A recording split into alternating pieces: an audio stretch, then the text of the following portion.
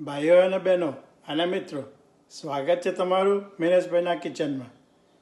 આજે આપણે બનાવશું વઘારેલો ભાત.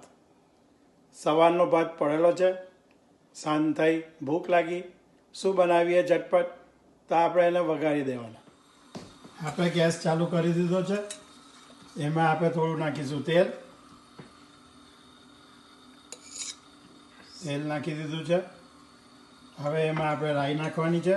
આપણે નાખ્યું છે તેલમાં થોડો લીમડો, થોડી રાઈ,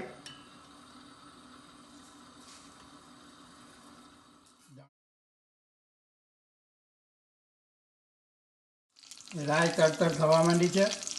હવે એમાં થોડી આપણે ચપટી ભરી હિંગ નાખીશું. હિંગ ખાવાની મજા આવે.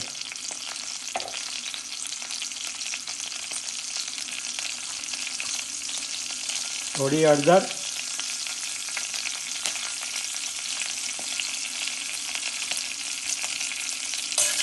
થોડું હલાવી દેવાનું છે. આમ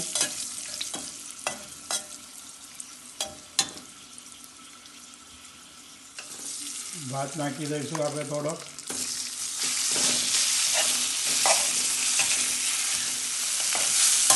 આવી રીતે એને થોડી વાર માટે હલાવવા થવાનું છે. 2-3 મિનિટ થઈ ગઈ છે. હવે એમાં આપણે થોડું સ્વાદ અનુસાર મીઠું નાખીશું.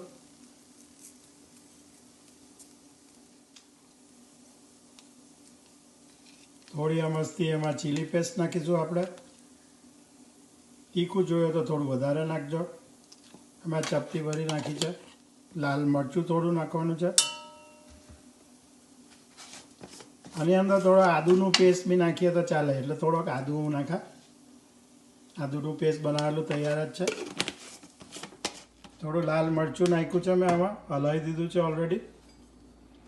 ચપટી ભરી ખાંડ નાખી છે. આમ તો હું બૂરું નાખવાનું પસંદ કરું, પણ અત્યારે બૂરું નથી તો ખાંડ નાખી દઉં છું. તો તમે બૂરું બી નાખી શકો છો.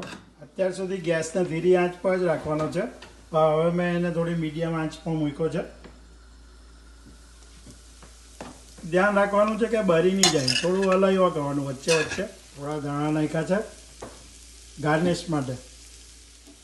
દહીં નાખવાનું ઓપ્શન છે. તમે દહીં નાખ્યું છે. મને જરા દહીં કાયમ બનાવ્યા પછી દહીં નાખવાથી સ્વાદ જરાક સારો આવે છે. હલાવી લઉં છું હવે જરાક વાર. 1 જ ચમચી દહીં નાખી છે. ભાત તૈયાર થઈ ગયો છે.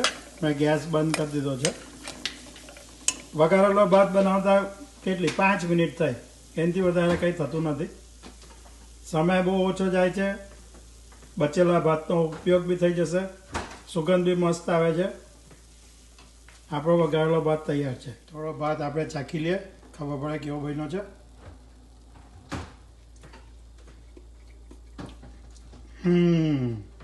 મસ્ત સ્વાદ છે.